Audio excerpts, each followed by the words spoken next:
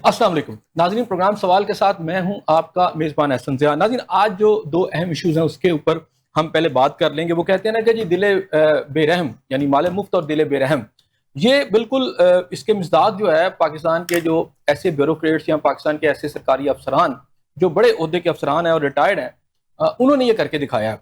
दिखाया ये है कि पता ये चला है हुकूमत पाकिस्तान को कि जनाब उनको जो पेंशन जा रही है वो डॉलरों में जा रही है। एक ऐसा मुल्क जो कि इस वक्त कोई 80 बिलियन डॉलर्स का मकरूज हो चुका है, इससे भी जायद का मकरूज है। अब सूरत हाल ये है कि उसके जो रिटायर्ड अफसरान हैं उनको तनख्वाहें भी, और फिर पाकिस्तान में भी नहीं रह रहे बल्कि बाहर चले गए हैं, और वहां पर उन्हें दी जा रही है, डॉलरों में पेमेंट की जा रही है। तो ये जो हमारी ब्यूरोक्रेसी है इसका किबला किसने दुरुस्त करना है? ख्वाजा आसिफ साहब के पिछले बयान को अगर याद करें तो पता चलता है कि पाकिस्तान के अंदर ये जितनी भी क्लास है, जिसे आप कह सकते हैं कि हुक्मरान एलीट क्लास जो है, अशराफिया और हुकूमती अशराफिया, जिसके अंदर ब्यूरोक्रेट्स भी हैं, देखें उसमें जजेस भी हैं, जर्नैल भी हैं, उसमें ब्यूरोक्रेट्स भी हैं, उसमें सियासतदान भी हैं। पाकिस्तान की जो दौलत है इसको दोनों हाथों से इस तरह लूट रहे हैं, और फिर आपको पता चलता है कि किसी ने स्टेडियम में जजीरा ले लिया, कोई दुबई में अपने ट्रांसफर करके ले गया पैसे को, किसी ने यूरोप के अंदर साइफन ऑफ कर लिया पाकिस्तान का वो पैसा, जो कि इस मुल्क का जो गरीब आदमी है, एक हारी है, एक किसान है, एक आम आदमी है, एक रिक्शा ड्राइवर है, एक रेडी चलाने वाला है, उसके खून पसीने की कमाई जो है, जो हुकूमत ले जाती है टैक्सों की शक्ल में, ये मजे से खाते हैं, इस पर पलते हैं, और इस मुल्क के साथ जो हालात कर रहे हैं वो सबके सामने है। और फिर वजीर दाखिला जो है इस मुल्क के, वो कहते हैं कि जी मुल्क का निज़ाम तबाह हो चुका है और इसको तबाह करने वाले भी अपने ही लोग हैं और ये चल नहीं सकता। यानी एक तरफ ये सूरत हाल है, और कि आपको दुनिया बता रही है कि आपके यहाँ तकरीबन 5,000 से ज्यादा जो है खरब की करप्शन है। तो ये मुल्क किस तरफ जा रहा है? दूसरी अहम बात यह है कि जहाँ ये सारी बातें हैं, सारी बाज़गश्त है, उसके अंदर सबसे अहम इशू जो है हुकूमत के ऊपर जो तौहीन अदालत की कार्रवाई है वो आगे बढ़ती नजर आ रही है। उज़मा साहबा जो है, जिनकी तरफ से जो है रिट पिटीशन फाइल की गई थी तौहीन अदालत की, इतराज़ात लगे लेकिन बहरहाल एक्सेप्ट हो गई है। अब इसके अंदर जो सबसे अहम नुक्ता है, जो पहलू है, वो ये है कि सुप्रीम कोर्ट कहाँ खड़ी है। एक तो ये है कि सुप्रीम कोर्ट इसका लीनियर रूल है, और जो हुकूमत कह रही है उनकी बात मानते हुए, और जैसे छोटी मोटी बातें समझी और इसको यानी खत्म कर दे सारे सिलसिले को। लेकिन इससे सुप्रीम कोर्ट का एक वाज़ेह जो एक ऑर्डर था उसकी जो तौहीन की गई है, जो उसकी कंटेम्प्ट ऑफ कोर्ट की गई है, उसका मैसेज दुनिया को क्या जाएगा? यानी जो अगर आप कहें ना तो supreme court is also walking a thin rope, कि अब एक तरफ उसकी अपना वकार है, उसका एक अपना एक समझे अदालत का भी एक जाहो जलाल होता है। तो इस तरह अगर उसको रद्दी की टोकरी में उसके इतने अहम फैसलों को डाल दिया जाए तो क्या वो माफ़ कर दे? तो उससे पूरे माशरे में क्या मैसेज जाएगा, हुकूमत को मैसेज क्या जाएगा, ब्यूरोक्रेसी को क्या मैसेज जाएगा? ये एक अहम नुक्ता है। और सबसे अहम बात की जो तलवार लटक गई है, डेफिनेटली हुकूमत के ऊपर लटकी हुई तलवार है, ये मियां शहबाज शरीफ साहब की हुकूमत को खा सकती है ये तलवार, या कुछ उनकी कैबिनेट की शख्सियात को खाएगी, या किसी को नहीं खाएगी। यानी अहम सवाल इसमें यह है। और दूसरी बात यह है कि यहाँ ये सब कुछ हो रहा है क्योंकि अगर आप देखें तो इन अदालत की जो माजी की एक कार्रवाई थी जिसमें यूसुफ रजा गिलानी साहब को निकाल दिया गया था हुकूमत से, लेकिन उसमें थोड़ा सा फ़र्क इतना है कि जो लेटर था उनको कहा गया था सुप्रीम कोर्ट ने बराह रास्त वज़ीर आज़म को, उन्होंने नहीं लिखा था लेकिन यहाँ थोड़ा सा एम्बिग्युइटी है। बहरहाल अगर अपोजिशन लीडर जो है इमरान खान साहब, उनको बाहर निकाला गया है तो फिर वापस चले जाना, ये नहीं कहा जा सकता कि मुल्क के प्राइम मिनिस्टर को नहीं पता था कि सब कुछ उनके नीचे, उनकी नाक के नीचे क्या हो रहा है। इसके अलावा जमात इस्लामी ने भी एक धरना दिया हुआ है, और नज़र ये आ रहा है कि उनके तमाम धरनों के बावजूद कोई ना तो बिजली की कीमत कम हमें होती नज़र आ रही है, ना ही पेट्रोल की कीमतें कम होती हमें नज़र आ रही हैं। तो इस तरह के धरनों की फादियत क्या है, और क्या इससे जमात इस्लामी जो है अपनी मकबूलियत खो रही है? इन्हीं मौज़ूआत पर बात करेंगे। मेरे साथ शरीक गुफ्तगू मेरे पहले मेहमान वसीम रामिर साहब, पाकिस्तान तहरीक इंसाफ से आपका ताल्लुक है, नदीम चौधरी साहब सीनियर तजियाकार हैं, और राजा खुर्रम शहजाद साहब जो हैं इस वक्त डिप्टी अटॉर्नी जनरल हैं। इनसे भी बात करेंगे। डेफिनेटली मुस्लिम नवाज से इनका ताल्लुक है, और फरीद पराचा साहब जमात इस्लामी के सीनियर रहनुमा थोड़ी देर में हमें भी ज्वाइन कर लेंगे वो भी। सबसे पहले मैं आता हूँ जनाब आपकी तरफ, रामे साहब, ये जो मुल्क के अंदर लूट मार है और पेंशनें आप डॉलरों में दे रहे हैं, इसको किस तरह देखती है पीटीआई? जी बिस्मिल्लाहिर्रहमानिर्रहीम। जी इसमें तो कोई शक नहीं है कि जैसा कि आपको पता है कि आईएमएफ ने भी जो रिपोर्ट जारी की है उसमें तकरीबन पाकिस्तान के कुछ 6,000 अरब की करप्शन जो है वो पाकिस्तान में हो रही है। और ये सारी करप्शन जितनी भी है, ऑफ कोर्स ये जितने भी बाबू हैं यही कानून बनाने वाले हैं, यही कानून चलाने वाले हैं और यही कानून बदलने वाले हैं। तो वो अपने लिए कोई ना कोई रास्ता बना लेते हैं जहां से ये सारी जो है करप्शन की जाती है। और ये जो इन्हें कहा भी कुछ नहीं जाता ना।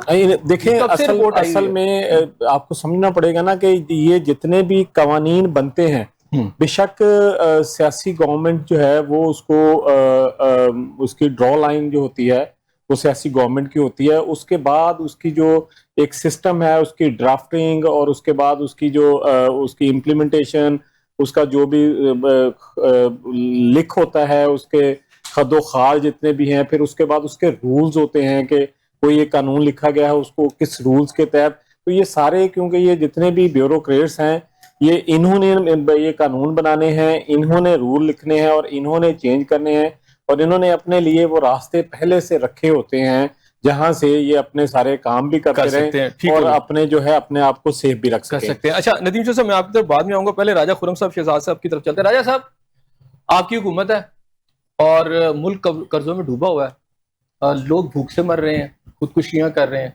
और आप अपने बाबुओं को डॉलरों में पेमेंट कर रहे हैं।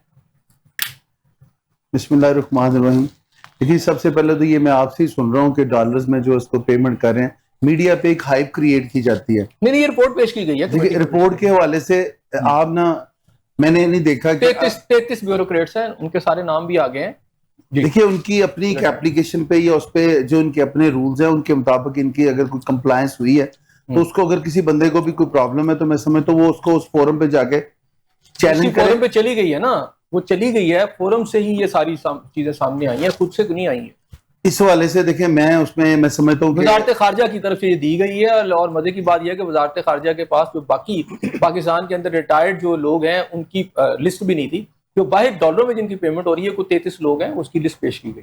देखिए, इस पे सबसे पहले तो चाहिए कि हमें जो ये रिपोर्ट्स आई है जिस बेस पे 33 जो उनको पहले तो सबसे पहले सामने लाना चाहिए। किसी को उसके बुनियादी राइट से आप डिप्राइव नहीं कर सकते। सामने आ चुकी है ना, लिस्ट आ चुकी, पेमेंट होती है हुकूमत ने। अब देखिए, ये मोड ऑफ पेमेंट जो है ना, इसकी मैं देखिए, ये मुखालफत के हवाले से तो अभी चीखो पुकार शुरू हो जाए। ब्यूरोक्रेट कौन है? जिन्होंने मुल्क को चलाया, जिनको आपने सिलेक्ट नहीं किया, जिनको आपने बाई कंपटीशन से जहां पे लेके आए। आज अगर उनकी कुछ सर्विसेज को आप किसी हवाले से भी समझते हैं कि एक्नॉलेज किया जा रहा है, कंप्लायंस की जा रही है, तो मेरी बात जरा गौर से सुनिएगा। उसके किसी हवाले से उसके वेजेस जो है अगर आप दे रहे हैं तो वो चाहे मैं समझता हूं किसी भी मोड में हो, उनकी कोर जो जिस कमेटी ने उसको प्रूव किया, ये गैर कानूनी तो हो नहीं सकता। मैं नहीं समझता कि इस वाले से मुझे वो इंफॉर्मेशन नहीं कि जिसपे मैं आज कंटेस्ट करके करूं और कहूं गवर्नमेंट का क्या अगर हो रहा है तो सही हो रहा है। मैं समझता हूं कि मोड ऑफ ट्रांजैक्शन की तब्दीली है।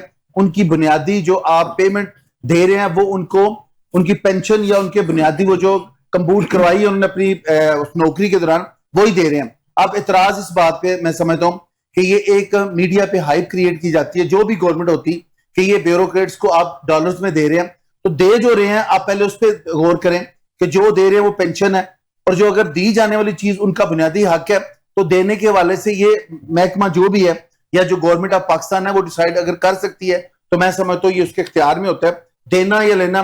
या तो कि उनको एडिशनल चार्जेस दी जा रहे हैं, उनकी पेंशन नहीं बनती थी उन्हें दी जा रही है, तो इस पे आपका मौकफ कोई भी हो तो वो मैं समझता हूँ कि अच्छा, इसके साथ साथ ये बताइएगा कि ये जो 5,000 से ज्यादा खरब रुपए से ज्यादा की जो करप्शन है, इस पर रिपोर्ट भी आ चुकी है IMF की। देखिए, ये तो बिल्कुल गलत है। अगर करप्शन हो चुकी है और उस पर ये रिपोर्ट है तो उनको जो भी मुर्दे इल्जाम आते हैं उनको सजा देनी चाहिए। रिपोर्ट को आए भी 6-7 माह हो गया। देखिए, इनको होगी ना। अब देखिए, पनामा पे मेरे कायद को जब आपने 500 बंदों को आइडेंटिफाई करके और एक मेरे कायद को आपने वहां पे पूरी सजा देके हमेशा के लिए नाअहल करने की कोशिश की, उसकी बेटी को वहां बांध दिया, उसकी बीवी को वो छोड़ के आगे, तो आपने बकाया 450 या 498 जो बंदे थे उनका मुझे डिटेल बताएं। ये कि यहाँ पे एक रिवाज है, अपने रिपोर्ट दी है जनाब, ये करप्शन के हवाले से रिपोर्ट का जायजा लें और जिस तरह मेरे कायद ने भुगता है सारों को आप कायदी की हुकूमत है ना, कायद की हुकूमत है। लेकिन ऐसे नहीं हो सकता कि अगर आज इस चैनल पे बैठ के कोई कहे कि जी करप्शन पे वो बंदे तो उन पे FIR हो जाएगी, ये एविडेंस की बात है। अगर कोई है तो उसको कैफरे किरदार तक पहुंचना चाहिए। नदीम शाह साहब, आप क्या कहते हैं? बहुत शुक्रिया एहसन ज़िया साहब। एक्चुअली जो बात आप तो साथी भी हैं, आप तो कॉलमिस्ट भी हैं। आप जो बात कर रहे हैं ना सर, हमारे मुल्क के अंदर जो अभी भाई ने बात की थी कि उन्होंने जिस रिपोर्ट का जिक्र किया है वर्ल्ड बैंक की रिपोर्ट है वो, जिसमें उन्होंने बताया कि पाकिस्तान के अंदर जो है वो हर साल करीबन 5,500 अरब रुपए की करप्शन होती है। और अच्छा, इस मुल्क का जो वजीर दिफा है उसकी भी एक स्टेटमेंट है कि जनाब पुर्तगाल के अंदर जो है ना यहाँ का पैसा लूट लूट के ले जाया जा रहा है, ये भी रिकॉर्ड पर है। और जनाब हमारे जो प्राइम मिनिस्टर हैं उनके साहबजादे हमजा शहबाज का भी बयान रिकॉर्ड पे है। वो कहते हैं करप्शन होनी चाहिए ताकि लोग करप्शन होनी चाहिए ताकि लोगों को पता चले करप्शन होती कैसी है, हमने उसका तदारक करप्शन में बुराई नहीं है, उन्होंने तो उसमें करप्शन में कोई ऐसी बुराई नहीं है। तो ये एक क्लास है हमारे मुल्क के अंदर जो पिछले 40-50 साल में जो तैयार हुई, करप्शन को बुराई समझती नहीं है। अच्छा, जो बात आप कर रहे हैं मैं उसके हवाले से कि ये जो पेंशन ब्यूरोक्रेसी वाले ले रहे हैं, ब्यूरोक्रेसी हमारे मुल्क के अंदर इस तरह से है कि उनको फेवर वो अपने आप को खुद भी देते हैं जहां उनको मौका मिलता है, जहां पे उनकी इंडिपेंडेंस है। मिसाल के तौर पे कोई अथॉरिटी बन जाती है तो उसका सरबराह जो है वो 1-1 करोड़ रुपया तनहा ले रहा होता है, 50-50 लाख रुपए ले रहा होता है। जैसे अथॉरिटियां बना दी हैं शहबाज शरीफ साहब ने अपने दौर में। अगर हुकूमत काम कर रही हो तो फिर अथॉरिटियां बनाने की क्या जरूरत है? बेसिकली अथॉरिटियां और ये जो सब सेक्शन बनाते हैं ना छोटे अदारे, ये करप्शन की एक बहुत बड़ी वजह भी है। और ब्यूरोक्रेसी जो है वो करप्शन का एक बड़ा शेयर लेके जाती है, इसमें कोई शक नहीं है। और उनके ऊपर इल्जामात भी हैं और उनके हवाले से केसेस चलते भी हैं।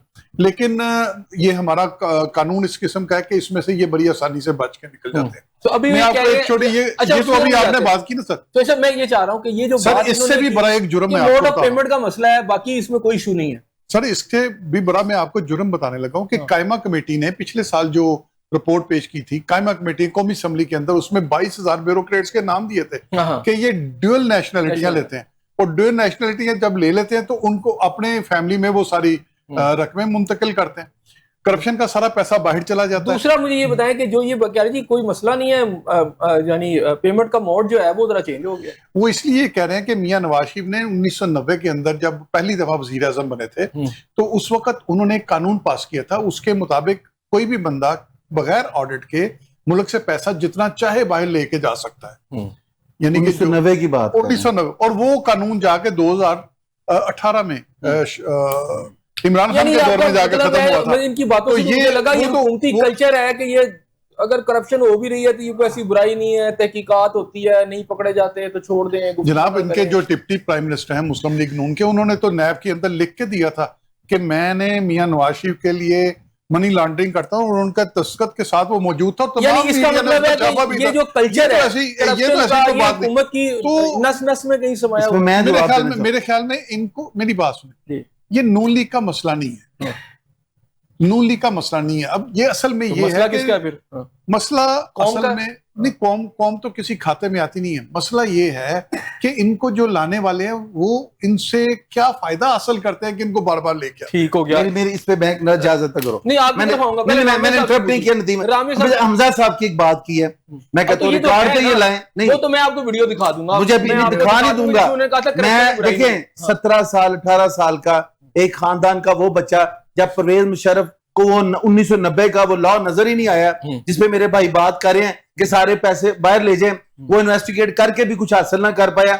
उस बच्चे के बारे में जिसको अल्लाह ताला ने इज्जत दी, उस खानदान के साथ वो आगे पनपा कह रहे हैं कि करप्शन ना हो, जिसने बचपन से ये सलाखें देखी और इन सारी चीजों को फेस करके अपने आप को बराबर किया। नहीं अभी दिखा दें, और ये अभी आप बयान वापस नहीं, ऐसा हो ही नहीं सकता। अच्छे हमजा साहब ये बात करें, दो बंदे मैंने भी देखा, आप दूसरा चले जी, अगर बात की हुई है सारी दुनिया ने देखी हुई है, आप थोड़े जरा बाखबर हो जाए, इतने बेखबर क्यों है सर आप? मियां नवाज शरीफ साहब को मुशर्रफ के दौर में जब सजा हुई और वो बाहर चले गए और जब वापस आए तो फिर अदालतों ने उनको दोबारा उसमें से रिलीव ठीक हो गया। रामेश साहब सारी चीजें रिकॉर्ड में रामेश साहब आप क्विकली ये जो ये डॉलर्स की पेमेंट का मैंने कहा, देखें जी असल में इसमें कोई बुराई नहीं है। देख क्यों नहीं बुराई सर, या तो ये है कि आपके कौन से सिर्फ 32 ब्यूरोक्रेट्स बाहर हैं, आपके तो हजारों, मतलब 22,000 ड्यूअल नेशनल हैं, कुछ लाख 1.5 लाख रिटायर होकर उधर गए हुए हैं, सबका मोड ऑफ पेमेंट फिर आप कर दें डॉलर्स में।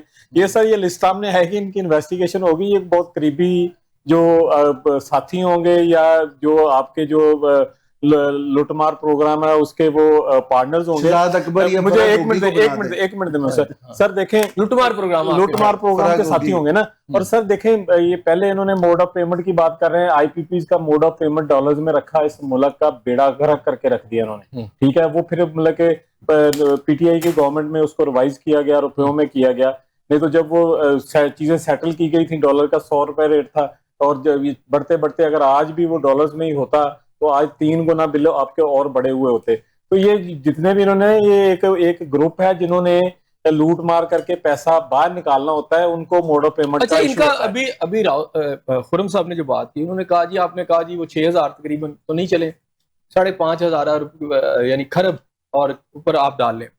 ये जो हुई करप्शन, वो कहते हैं जी इसके ऊपर अच्छा हुकूमत इनकी है, उसने कमेटियां बनानी थी, उसे चेक करना चाहिए था, एक रिपोर्ट आई, अच्छा इस पूरी गवर्नमेंट के अंदर उसके ऊपर कोई बात नहीं।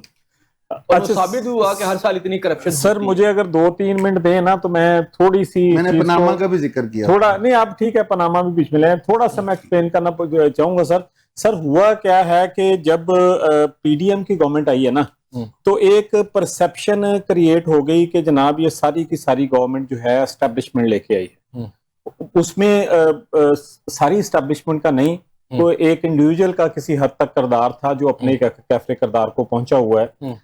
उसके बाद जनाब आगे सिलसिला चल गया, इलेक्शन आ गए, और समहाउ लोगों की परसेप्शन एक बन गई है कि ये सारी जो जितनी भी जो मामलात है ना, ये इसको एस्टेब्लिशमेंट हैंडल करती है।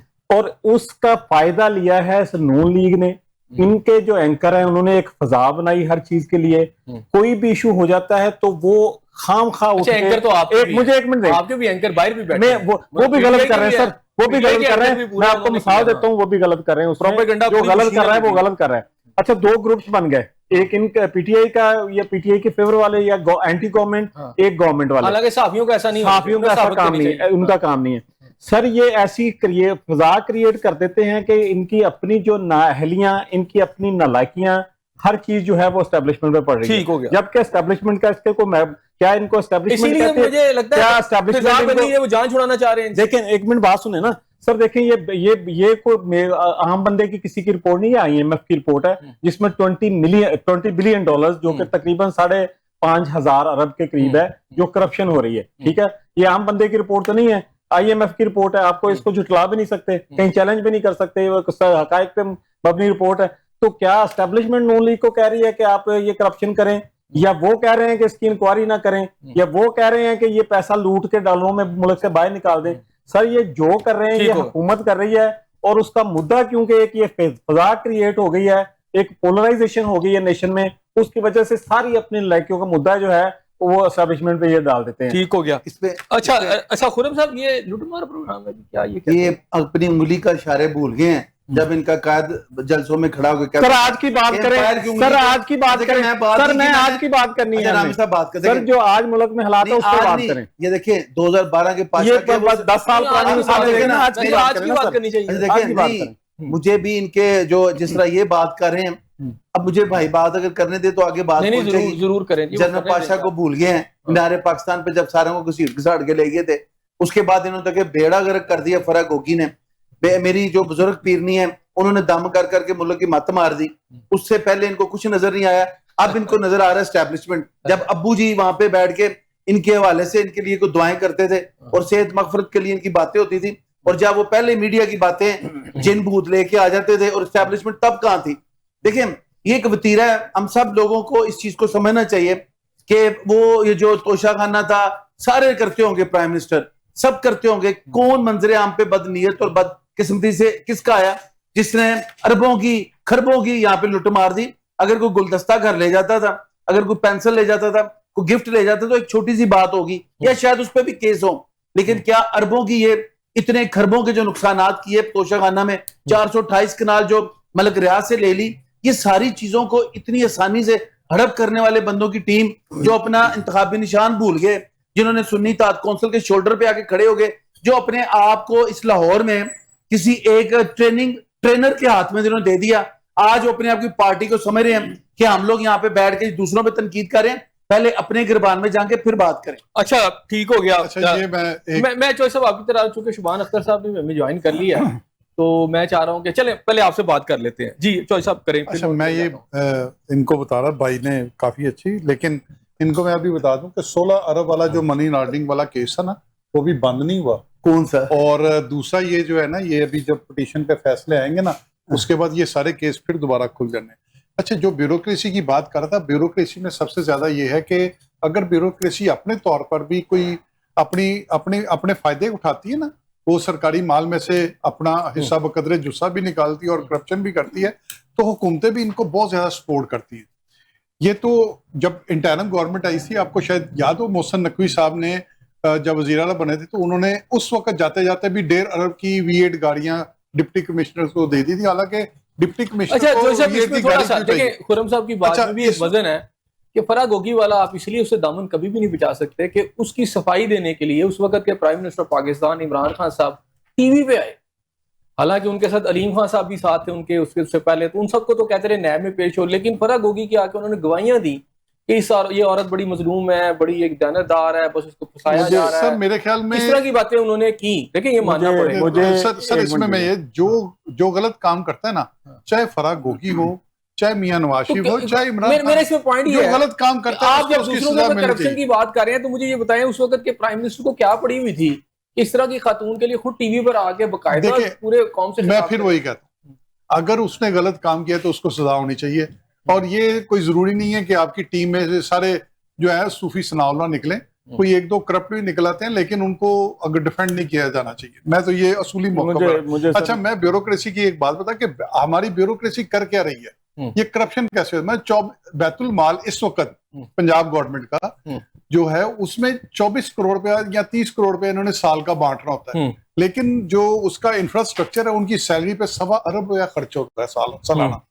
30 अरब रुपया बैतुल माल का खर्च करने के लिए 1.25 अरब रुपए के सालाना के अखराजात हैं। ठीक हो गया ये इसी तरह 1.8 दोबारा आता हूँ जी। रामे साहब, आप इस पर क्या कहते हैं? नहीं, आपने एक वो फराह गोगी वाली बात की, ये मतलब मेरे भाई ने भी बात की, मेरी बात सुने। पहले पीडीएम थी, अब इनकी गवर्नमेंट है, 4 साल से यही बैठे हैं ना। अगर वो मुजरम है, उसने कोई गलत काम किया है, तो ये क्यों नहीं उसको सजा देते? क्या करते हैं आपने उसे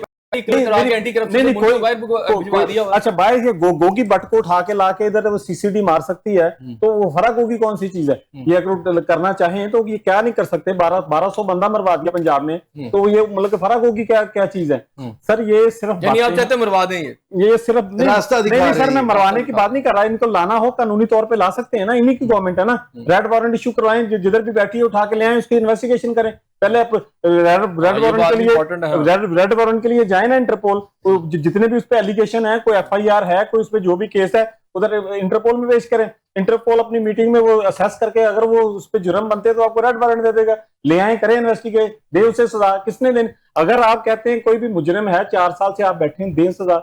और दूसरा, बार बार ये 190 मिलियन, ये मतलब कि कब शर्म आनी है इनको कि वो 190 मिलियन अदालत में आया, अदालत से शहबाज शरीफ लेके खा गए हैं और उसके इमरान खान अंदर है। क्या खूबसूरत झूठ है, इमरान खान अंदर है ये। सर 1 मिनट सर रुकिए, 1 मिनट रुकिए, आप टाइम पे कर लेना सर, आपने की है बातें कर लेना ना सर। ये 2 वीक पहले कैबिनेट से मंजूरी लेके वो पैसे सारे शहबाज शरीफ साहब ने खुदा का वास्ता, आप चेक कर लें इसको। वो पहली बात तो ये कि इमरान खान के पास थे नहीं अदालत में, सुप्रीम कोर्ट में सुन ले, जो आप तो मैंने सुप्रीम कोर्ट में आज तक सुप्रीम कोर्ट में पढ़ेगा मासूम मेरे भाई बात से मरकजी जो फेडरल गवर्नमेंट हफ्ते पहले उसकी सजा में इमरान खान को जेल में डाला हुआ। अच्छा, मैं इसकी इतना झूठ भी इतने मासूम है मारते हैं ना। अच्छा, मासूम है, इनको नहीं पता। वो जो इनके जो जब इन्वेस्टिगेशन चल रही थी ना, वो 8th क्या था, वो एक इनका पूरा बात खत्म हुई, 7वें तक आपको खोल लिए थे जितने भी आपके 10 वाली। चौहान साहब, ये बता दीजिएगा, क्योंकि इकोनॉमी पर बात हो रही है, मुल्क की इकोनॉमी और करप्शन के ऊपर, तो लाहौर चैम्बर ऑफ कॉमर्स में इस वक्त सालाना इलेक्शन हो रहे हैं और डेफिनेटली इस दफ़ा भी सबसे बड़ा इशू जो है पेट्रोल है या बिजली की रेट्स हैं और इकोनॉमी जो डिबाकल हो रहा है जो इकोनॉमी का, वही डिस्कशन वहाँ पर है। उसी तरह आपने अपने मंशूर बनाए हैं कि आप अपने जो भी हैं वोटर्स उसको अट्रैक्ट कर सकें। तो इस वक्त इस इलेक्शन का मेन नुक्ता क्या है? इकोनॉमी है, क्या है? बिस्मिल्लाहिर्रहमानिर्रहीम। जी बिल्कुल, इस वक्त आपने देखा होगा हुकूमत वक्त का तो फोकस शायद कहीं और है। इकानमी या सनत, ट्रेड डेफिसिट देख लें, चैम्बर का प्लेटफॉर्म ही है जहां से रियलाइज करवाया जा रहा है। खुदारा देखे कितनी टेक्सटाइल बंद हो चुकी हैं, कास्ट ऑफ डूइंग देख ले कहाँ चली गई है। ईज टू डूइंग में तो ये हाल है कि कोई ऐसा हथकंडा हुकूमत जाने ही नहीं देती कि हम सनत को किस किस तरीके से बंद कर सकते हैं। रोडा सरगर्म है, LDA सरगर्म है कि सनत को यहाँ से मूव कर लें। पीरा सरगर्म है, ताजरों को घसीटा जा रहा है। हमें तो वो चैम्बर तो होते हैं प्रपोजल्स के लिए, तजावीज़ के लिए कि आप ये तजावीज़ है, इन पे अमल करेंगे तो हमारा ट्रेड डेफिसिट ख़त्म होगा, हुकूमत मईशत पाँव पे खड़ी होगी। हमें तो उस तरफ देखने ही नहीं दिया गया। जिस तरह हम अभी 7 मुलाकातें कर चुके हैं मनीसर इंडस्ट्रीज, सेक्टी इंडस्ट्री, सेक्टी हाउसिंग, रोडा, कि ये जो सनत लगी हुई है, आप कह रहे हैं यहाँ से चले जाओ, हम जाएं तो जाएं कहाँ? ना कोई मास्टर प्लान है, ना कोई मैपिंग है, ना पता है उन्हें। इस गवर्नमेंट की फिर इसका मतलब है पॉलिसी जो है वो इस वक्त सनत कुश पॉलिसियां 100% सनत कुश पॉलिसियां हैं। अभी देखें, हम चैम्बर ही है जो डेली इंडस्ट्री जो सील होती है उसको डीसील करवा रहे हैं। अच्छा, मैं चाहूंगा अगर आपके मंशूर से पता चलेगा कि इकोनॉमी की हालत क्या है। अगर ये सबसे बड़ा एजेंडा बन गया वोट के, आपके वोटर्स के लिए इलेक्शन के अंदर, तो इंपॉर्टेंट है आपके जो ग्रुप्स हैं वहां पर क्या चीज, उनका मंशूर क्या है, कौन सी मेजर बातें हैं जो आप अपने वोटर को कह रहे हैं? अभी तक तो जो बरसर इक़्तिदार भी और जो अपोजिशन में है वही चीजें गर्दिश कर रही हैं जो मैं बयान कर रहा हूँ कि हम जो मौजूदा सनत है जो एग्जिस्ट कर रही है, हम चाह रहे हैं कि वही वो लगी रहे और चले। ठीक हो गया बस। शहजाद साहब, आपने भी सुन ली सारी बातें, अब बराए मेहरबानी खुदारा इनको PTI का कारकुन ना कहिएगा। ये इंडस्ट्रियलिस्ट है और वो बता रहे हैं कि इस वक्त इंडस्ट्री की क्या हालत है। बड़ा खुल के उन्होंने सारा बता दिया है। एक तरफ करप्शन है, एक तरफ महंगाई है, एक तरफ बेरोजगारी है और दूसरी तरफ इकोनॉमी की तबाही है। क्या कहते हैं इसको? देखिए जी, मैं ये समझता हूँ कि किसी हवाले से भी कोई किसी का नुमाइंदा नहीं होता। उसके अगराज़ व मकासद, उसकी जो एफिलेशन है वो उसकी अपनी ज़ात के हद तक है। लेकिन उसका बताया, देखिए वो चैम्बर ऑफ कॉमर्स में एक भी बात उन्होंने गैर कानूनी के हवाले से इंडिकेट नहीं की। उन्होंने कहा रोडा है, हमें सील डी सील, उन्होंने ये बातें मैंने सुनी। आप मुझे बताएं कहाँ पे सारा कुछ बर्बाद हो गया, हम जाएं तो कहाँ जाएं? देखिए वो अभी ना मेरी मुझे बात, अगर आप मैसेज मेरा सुनेंगे जो मैं कहना चाह रहा हूँ, तो तब कोई ऐसी बात नहीं की कि कोई आया उसने उठा के ले गया और हमने आगे पूछा कि वजह क्या है, तो उसने कहा जनाब आप पे ये एलिगेशन है। कह रहे हैं सील डी सील। मैं जो बात कर रहा हूँ, आप अपनी माशी सूरत को कब बदली करते हैं? जब आप एक सिस्टम के तहत चलते हैं, जब आप टैक्स को किसी एक मदार में लाके और उस तरह आप लेके चलते हैं। मेरे भाई जिस चीज को रिप्रेजेंट कर रहे हैं, सिर्फ एक मिनट, आप टैक्स नहीं देते जी सुमान साहब? वो कहते हैं जी टैक्स का इशू। मैंने ये बात तो की नहीं कि नहीं दे रहे, बीच में टैक्स नहीं। देखिए अब आप कट के मार के मुझे, देखिए अब मैंने बात मुबादला और एम्प्लॉयमेंट वो सब मैनिपुलेट करते हैं। मैंने कब कहा इसका जवाब लेके आपकी तरफ आता हूं। ये मैं ये बताता हूँ, स्टेट ओन अदारे जो है ना 1000 अरब का सालाना नुकसान उठा दे रहे हैं हमें, तो ये हम ही लोग हैं जो मैंने तो नहीं कहा, मैंने कहा है कि मेरे कंटेक्स्ट में ये बात है जो मैं आपको, देखिए इनके साथ जो ज्यादती हो रही है वो कह रहे हैं कि हम रोने वाली बात है ना। सुने अब वो क्या कह रहे हैं, सुने सर, वो ये कह रहे हैं, मैं थोड़ी सी वजाहत कर दूं, मैं बता देता हूं ताकि मेरे भाई को पता चल जाए। अंदरून रिंग रोड LDA अथॉरिटी है, वो ये कह रहे हैं ये जो सनत लगी है यहाँ से मूव करनी है। ठीक हो गया, ये मेरे बाहर रोडा है, रोडा कहती है कि सरकारी महकमे जो है आपको तंग कर रहे हैं, आप यहाँ से मूव कर जाएं। अच्छा, आप इन पॉलिसी अभी छोटी सी एक लफ्ज में कि दोनों के पास मास्टर प्लान नहीं है, दोनों के पास ये पता ही नहीं है उन्हें सनत कितनी है। मैंने उन्हें कहा, आप कहते हैं 2 महीनों के अंदर अंदर आप सनत को यहाँ से ले जाएं। अब मैं आप 2 महीनों के अंदर अगर कागज पे लिख दें, मैं चाहूंगा इसका नदीम चौधरी साहब नहीं ये ऐसी नहीं, मैं ये बात बिल्कुल गलत है। देखिए आप नहीं सुने, एक नदीम साहब सारी बातें बताएंगे, नहीं बात नहीं 90 मिलियन की भी बात होगी, मुझे 1 मिनट दें। देखिए इनसे बात करके नहीं, मैं ये गलत है। अब मुझे भाई के बात आप देखिए, एक बात है सिंपल, आपका पॉइंट आ गया। नहीं मेरा पॉइंट ये है कि अगर अब देखिए करते हैं ना, देखिए ये गलत है। देखिए मुझे ये अच्छा नहीं लग रहा कि हम जब बात करें तो आपस में कटें। मुझे काटना भी आता है और शोर मचाना भी। नहीं सर, आप शोर ही मचा रहे हैं। अच्छा, वो 3 मरतबा सवाल उनसे किया जा रहा है, शोर आप मचाए जा रहे हैं, तो आप सर शोर ही मचा रहे हैं। ये तो ना कहें कि आप शोर नहीं मचा रहे हैं। आप शोर, आप मेरी बात सुनेंगे। जब आपको लगा दी किसी और ने सवाल किया जा रहा है, आप कह रहे हैं नहीं, आप पहले उन पे बात गई, आपने कहा नहीं ये नहीं बोलेंगे, मैं बोलूंगा। नदीम साहब पे बात आई, आपने कहा नदीम साहब को बोलने दे, मैं नदीम साहब को लम्हे नहीं बोलने दूंगा अगर मेरी बात को मौका नहीं देंगे। सर ये देखिए सर गवर्नमेंट जा रहा है इनकी, ये कह सकते हैं कि नहीं बोलने दूंगा, यही है। हाँ तो पूरे पाकिस्तान में जब आप किसी प्रिजन को बोलने नहीं दे रहे हैं। आप 190 की बात काट के की काट के, अच्छा ठीक है, इन्होंने नहीं आपने आग लगा दी है, मोटरवे की लिमिट कम करके चौधरी साहब टारगेट दे दिया कि इसको नदीम चौधरी साहब देखे, मैंने जवाब देना है। दोनों से मेरी रिक्वेस्ट वो है सच्चे आंसर है, वो साहब को बोलने दें, क्योंकि ये अच्छा, मैं पकड़वा भी पहले- देंगे, उठवा भी देंगे और जमानत भी नहीं। डर गए सर, हम डर अच्छा गए। नदीम साहब, आप नदीम एक बार सिर्फ 1 मिनट देखिए, डिप्टी अटॉर्नी जनरल नहीं अटॉर्नी भी होंगे, सब होंगे, लेकिन गवर्नमेंट के हवाले से एक बात है।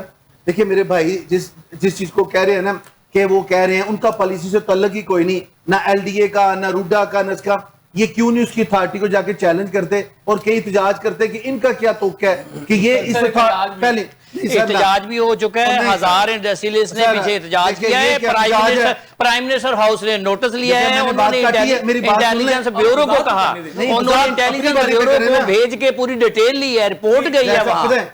देखिए मेरे मुखलसाना इनके लिए एक मशवरा है, देखिए ये अपने आप को ना इस तरह ना समझे कि ये लावारिस है, गवर्नमेंट जो है इनको उठा के ले जाती है। अभी बात की 3 इदारों की हेड है, उनसे बात करें। दूसरी बात ये जाने, इनके मामला जाने, एहतजाज करें, हम इनके साथ है। गलत कोई कहेगा तो उसके साथ हर माशरे में बंदा इनके साथ है। दूसरी बात, सिर्फ 2 बातें प्लीज।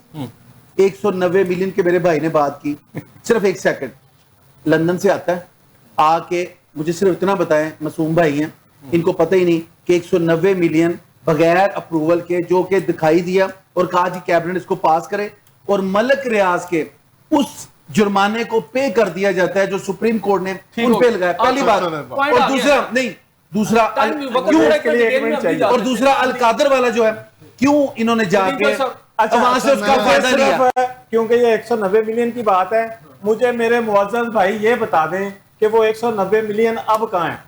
वो आपने शबाज शरीफ साहब ने क्यों वो आपने जमा कराया सुप्रीम कोर्ट में? अभी मुझे बात करना नहीं, वो सुप्रीम कोर्ट में जमा करवाया। आपका क्या तुक था कि मलक रियाज की 4 साल से वो सुप्रीम कोर्ट में पढ़े, क्यों पढ़े हैं? वो आप जाके पता करें। 5 साल से मेरा कोर्ट में पढ़े हैं, आप कर रहे हैं, क्यों? जुर्म में इमरान खान को अंदर कर दिया और वो जुर्माना मलक रियाज का इन्होंने कर दिया, जुर्माना मलक रियाज का इन्होंने कर दिया। जहाज खरीद रहे हैं। तो साहब आप जरा बताइएगा, टाइम बिल्कुल थोड़ा सा। मैं भाई के नजर एक छोटा सा शेयर करा, अकबर बहुत जरूरी है।